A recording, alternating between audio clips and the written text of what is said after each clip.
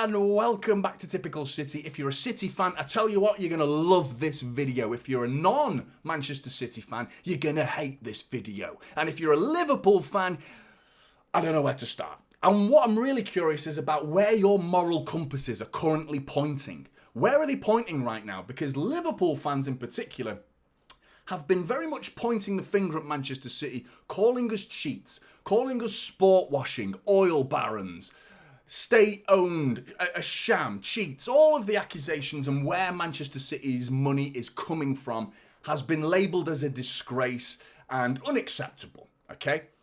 Well, Manchester City, I mean, I don't feel like we're quite as bad as Liverpool right now, because the facts are Liverpool are sponsored by a company that funds terrorism.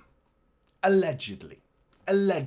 Currently under investigation, which, I mean, so are we. So should we roll with it? Allegedly? I haven't heard that word alleged been used for about a year.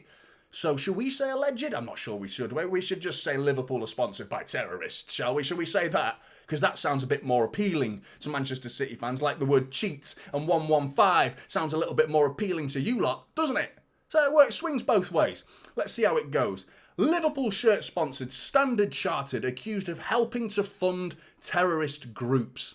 Let's have a look at what the BBC said, because that was an actual headline from Liverpool.com.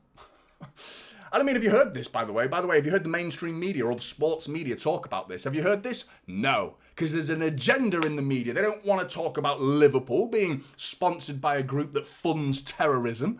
Absolutely not. Whereas the BBC, let's say, they start from the beginning. What's the BBC said? A British bank that escaped prosecution for money laundering carried out billions of dollars of transactions for funders of terrorist groups, US court papers allege. There's that word again, allege. Standard Chartered, one of the UK's largest banks, avoided prosecution by the US Department of Justice after Lord Cameron's government intervened on its behalf in 2012. New documents, however, filed to a New York court claim thousands of transactions worth more than 100 billion were carried out by the bank from 2008 to 2013 in breach of sanctions against Iran. An independent expert has identified 9.6 billion of foreign exchange transactions with individuals and companies designated by the US government as funding terror groups, including Hezbollah, Hamas, Al-Qaeda, and the bloody Taliban. Bloody Bin Laden was he knocking about back then? I'm not sure he was. Bin Laden was a red. Bin Laden was a red. He hates humans. I don't know. That's the song they should probably be singing right now. But I mean, get your moral compasses out, Liverpool. Get them out. Where are they pointing? Manchester City are cheats and all their money's coming from an oil country funded state. Like, oh God, how awful are Manchester City? Or a company that funds Liverpool also fund terror groups.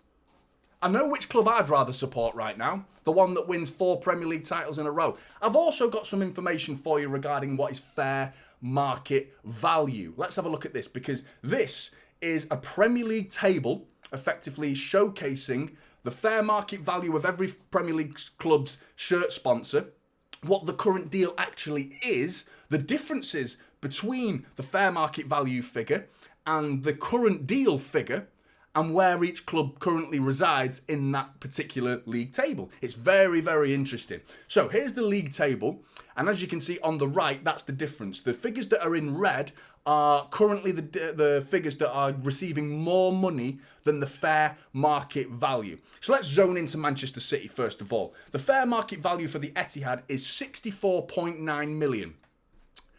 We received 67.5 million for the current deal. 2.6 million more Manchester City are receiving for the Etihad deal. 2.6 million? That's going to buy you Erling Haaland's left big toe. Oh, how disgraceful are we? Awful, awful. Let's go down a little bit. Who's the next team in red? Oh, it's Arsenal. Arsenal currently receiving 50 million for their sponsorship deal, but the fair market value, by the way, is 48.5 million. They're receiving 2.5 million more than they should be doing, which is 100,000 more, less than Manchester City.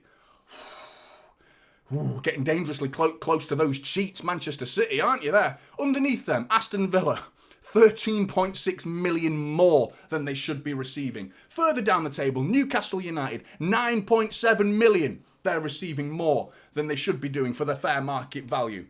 Going further down, Nottingham Forest, 8.8 million they're receiving. So, City are the fourth worst offenders in this league table. This league table, if you're interested and want to go and find it yourself and want to see the credibility of this information, this is currently a publication called The Sponsor.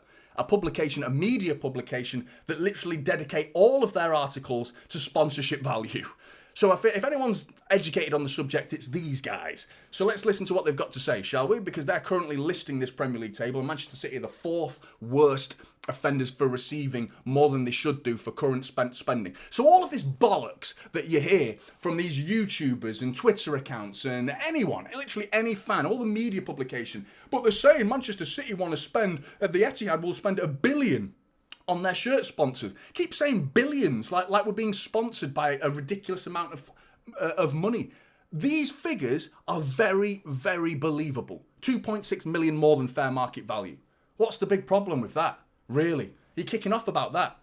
That's what you're arguing about. Manchester City are fighting the case because of the fact that this is targeting Manchester City and the Newcastle for the associated parties. That's the problem, because these sponsorships are associated with Manchester City. The fact that we know people and have relations with them, that's the problem. When I say relations, I don't mean blood relations, I mean any sort of relations, just being from the same part of the world, effectively, which is an absolute sham.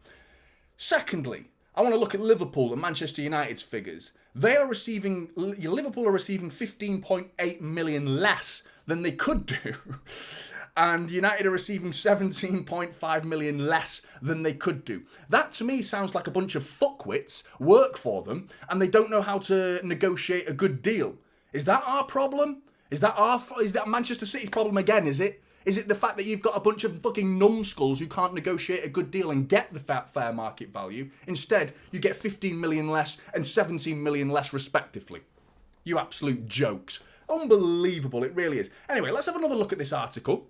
Going further up and examining what other deals Manchester City have. Because currently Manchester City have sleeve sponsors, as do a lot of Premier League clubs have sleeve sponsors nowadays. Manchester City's current front of shirt sponsorship, reported to be worth 67.5 million, is currently with one such associated party in Etihad Airways. However, the club also has a significant sleeve sponsorship arrangement with a non-associated partner in crypto exchange platform OKX, highlighting the club's commercial power to command top prices above market rate. Unbelievable.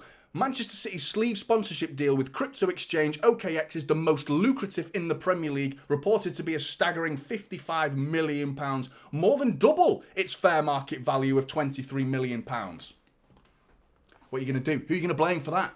Who are you going to blame for that? It's not an associated party. It's not Sheikh Mansour's best mate's pet goldfish who owns this crypto company. Who are you going to blame for that? It's a non-associated party that are paying well over the odds, and they have every right to, because it's their money, and nobody is looking at it from the buyer's point of view. The whole purpose of a fair market value is to protect the buyer, not the recipient of this money. Everyone's so focused on the recipient of the money, the Premier League clubs, and they receive this money. The whole purpose of fair market value, and why the term even exists to begin with, is to not have the buyer who wants to spend money, their money, and be screwed over. Why would they want to be screwed over? So they want to protect their interests. It's to prevent them from overspending on a deal that's not worth that amount. That's on them. That's their business, their money, to do exactly what they want to do with it. Who are the Premier League to say they, who have nothing to do with football, can't spend that money? This is where the problem lies, and every single perspective is focusing solely on the recipient of the money and not the spender of the money. That's the problem, and that's why Manchester City is suing them, and suing them for damages, because of the potential deals that we have missed out on. as a problem for this. Now, the fact that we're receiving this money, go and have a problem with the crypto exchange.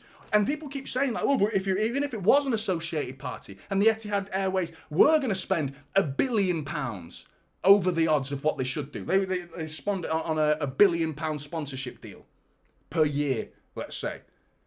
Don't Etihad have to respond to somebody? Don't Etihad Airways have to report their finances? Do they not have an incoming column and an outgoing column? Where on the incoming column, they've received X amount of money. But when HMRC or the IRS or whatever sort of auditor looks at these figures for the Etihad Airways, says, why have you spent £1 billion? Do they not have to protect their own interests? They do. Why would they want to spend that amount of money? Because it isn't worth it to them. They would bankrupt themselves, you fools. Why do you think these sponsorships are the minimal amount of difference? To be precise, £2.6 million difference between the current deal and the fair market deal. So stick that up your fucking arses. This is typical City now, holding up silver.